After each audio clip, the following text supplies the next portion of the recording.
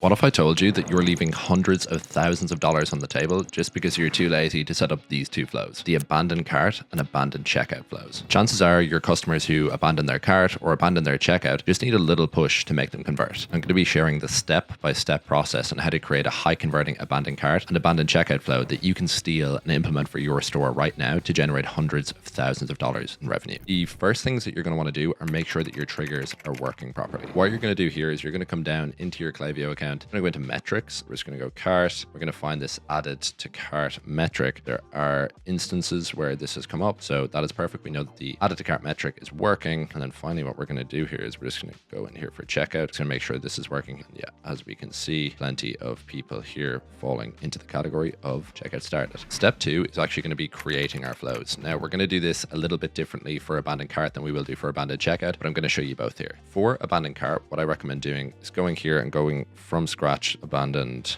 cart. It's going to go create flow. And then what we're going to do is we're going to go here. We're going to select add it to cart as the trigger. What we're going to do here is we're going to put on some profile filters. We're going to use or logic for all of these. Make sure that they've checkout started 0 times since starting this flow. They placed order 0 times since starting this flow. They haven't placed an order in the last 30 days and they haven't been in this flow in the last 30 days. You can manipulate that 30 days. Maybe if you want to be more aggressive, you can go for 14 days. If you want to be more conservative, you can do 45, even 60 days. But generally 30 days is pretty good just to make sure that people aren't getting bombarded with messages. We're going to hit save here. I'm actually going to come out here. I'm just going to show you what I would do for abandoned checkout. So we'll come here, we'll go create flow. And what I actually recommend for abandoned checkout flows, we're actually going to use a template here. We're going to be going here into cart. Bear in mind, Klaviyo calls abandoned checkout abandoned cart. It's actually the abandoned checkout, but we're going to go for the high value versus low value cart split. The reason that we use this high value versus low value cart split is that we're going to be able to split this up based on if someone qualifies for free shipping or not. In most cases with an e-com store, you'll generally see that they have a free shipping threshold, which could be $50, could be $75, could be $100, but you can't really make this trigger split custom. You have to let Klaviyo do it for you. And as a result, we just use the template here so we can have this split in there. It's going to lead to higher conversion rates when we're able to show people that they have free shipping and they would have gotten it anyway when they abandoned their checkout. Number 3 is that before actually building your flow, you need to understand the principles of what goes into an effective abandoned cart and abandoned checkout flow. There are 3 things which are going to determine your success with this flow before you ever create any sort of email. The first is that you want to handle objections directly. The second is that you want to show social proof all throughout the flow at all stages of the flow. And the third is that you want to have the technical structure set up to convert. That means making the correct splits. When it comes to handling objections, we know that with the place that someone is in that they've abandoned a cart or abandoned a checkout, they want to purchase from us, but we need to list out all of the reasons that they may not potentially buy, then show them why they're not reasons to buy. Let's actually handle those objections to try and push them to convert. Let's say they have concerns about shipping. It's free above $75. What if they're buying a piece of clothing and it doesn't fit? We have hassle-free returns. What if they're concerned about quality? If you have 5,000 5-star reviews, that's not really a concern either. Then the second portion of showing social proof within emails, this is showing testimonials, showing reviews from customers, showing publications you've been featured in, or showing just the overall amount of reviews that you have. Within making the right splits in the flow, this is going to be about the high value versus low value cart split to let people know whether or not they have free shipping, they're going to get anyway if they're above the threshold, and then also splitting it based on the number of purchases that someone has made in the past, so we can give a more tailored experience for that person with an abandoned cart and abandoned checkout. I'm going to walk through actually creating those flow skeletons, the flow skeletons that I would recommend for each flow. And we're also going to build out some emails together in real time, and I'm going to show you how to make some high converting abandoned cart and abandoned checkout emails. The main skeleton that I would recommend to you to work off is going to be as follows. The first email that we're going to do is going to be our nudge email. That's going to come anywhere between 30 minutes and 2 hours after they've abandoned their cart and abandoned their checkout. Here, we're going to show the actual product that they looked at within the email, and we're going to show some social proof in terms of maybe PR or reviews that we have around the brand. We're actually also going to make an SMS here as well for people who are consented to receive text messages from us. Around a day later, we're going to do an objection handler email. This can be in plain text, could also be a designed email, but it's really, really effective for getting people to convert. And that's also going to be where we introduce our incentive. The third email that we're going to do is a reminder with reviews. This is going to come around 2 days later after the previous email. And then finally, we're going to move on to our final 2 emails, which are going to be slightly increasing the incentive to try and push people to convert. That incentive is going to be time sensitive. It's only going to exist for 48 hours. 1 day after email 3, we're going to send the first one of these reminders. And then 1 day later, we're going to send the next. And that's going to be the whole flow. Now that we know what our skeletons button's going to look like. Let's actually build it out together. As you can see, we have our profile filters down here, so we know who's actually going to be getting this flow. And what we're going to do is we're actually just going to drag over a time delay and set it for 1 hour, like so. Hit save there. I'm going to delete this one. You can see that for illustrative purposes. And we're going to go into this email here. We have our nudge email right here. We have the objection handler 1 day later. 2 days later, we're going to go back with a reminder that they have an offer, because we're going to introduce the incentive in this second email here and show them a lot of reviews. A day later, we're going to increase their 10% discount that they get up to a 15% for 48 hours only. And then 1 day later, we're going to say your 15% is expiring soon. Make sure to take advantage of that. So I'm going to show you just within the abandoned cart how you're actually going to set up a quick table to pull in the dynamic content, basically pull in the actual product that they were looking at, and also a couple of different things just to make it feel like a good abandoned cart email. So we're here in the email. We just selected a template and went for a blank template. What I'm going to do here first is I'm going to pull up an image, and I've prepped something earlier, which is just a quick header saying, in this case, you have free 2-day shipping on all orders above $75. What I'm then going to do here is into this little section is I'm going to pull an image inside browse image library, and I made this little you forgot something. Now that we have our button in, what I'm going to do here as well is I'm just going to pull across a table. Here, we're going to actually pull in the dynamic content. We're going to show them the exact product that they were looking at. What we're just going to do here is we're just going to drag a table across here. We're just going to go back to content for a second here, because I'm actually going to swap these around. I'm going to make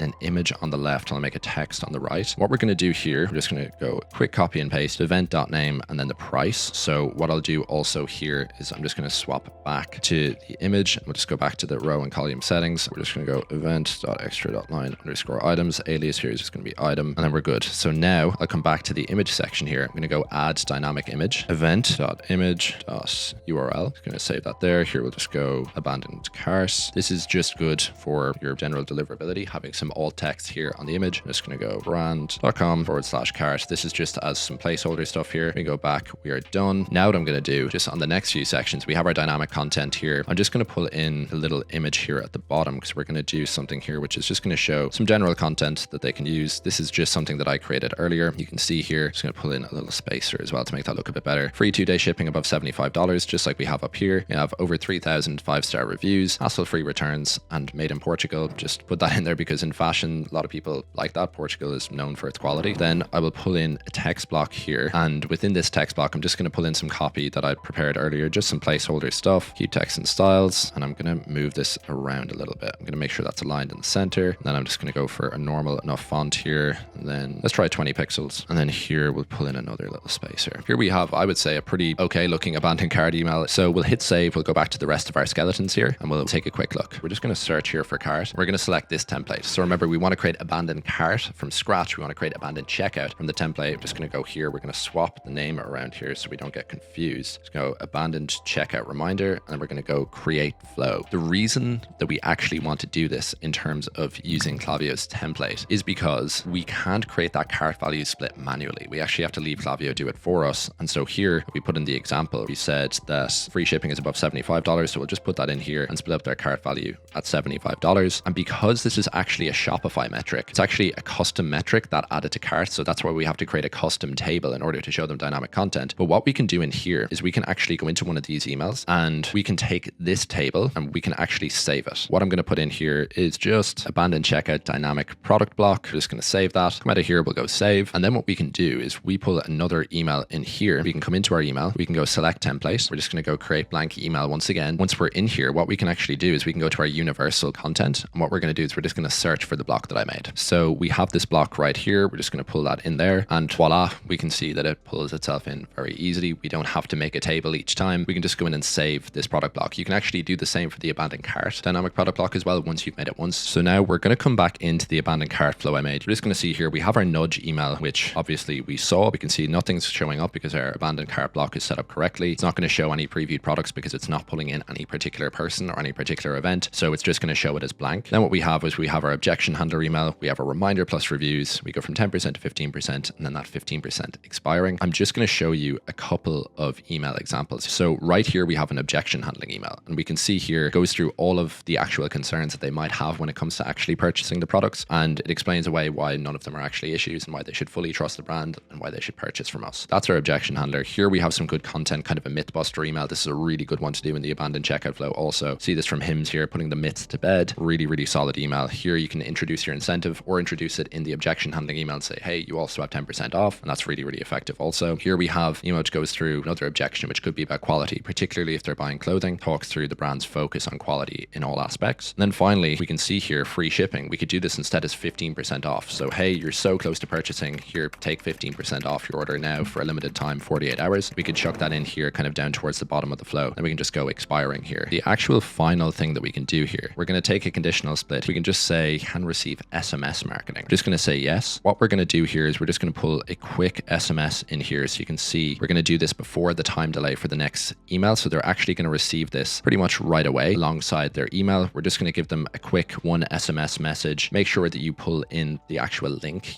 back to their cart, back to checkout, and you can pull in a dynamic image here as well. One thing to bear in mind is that in the USA, because of TCPA regulations, you can only send a person one SMS in their abandoned cart or abandoned checkout flow. In some countries abroad, it is actually a little bit different. As a general best practice across the board, it's just best to leave it at one and not risk any sort of compliance issues. And then what you're going to do here is leave it as. And then what you're going to do here for all the people who are not consented, we're just going to drag this here and we're just going to pull them in like so they actually skip that SMS and they're still getting that 1 day time delay. And so here you can see technically we actually have a pretty robust abandoned checkout flow. If your brand is generating over $100,000 in monthly sales and you're looking at potentially outsourcing the email marketing function to an agency who knows exactly what they're doing, you can check the description below for a link to book a call with me personally, where we can run through a roadmap to see where the opportunity is in the email channel and if that actually makes sense. Alternatively, these flows are actually just one part of a 3-part email structure, which is super important for you to nail for your brand. Once you optimize these 3 flows, you will be generating thousands, if not hundreds of thousands from your email marketing channel monthly. You can click on this video right here to find out more about those 3 flows, and I'll see you in the next video.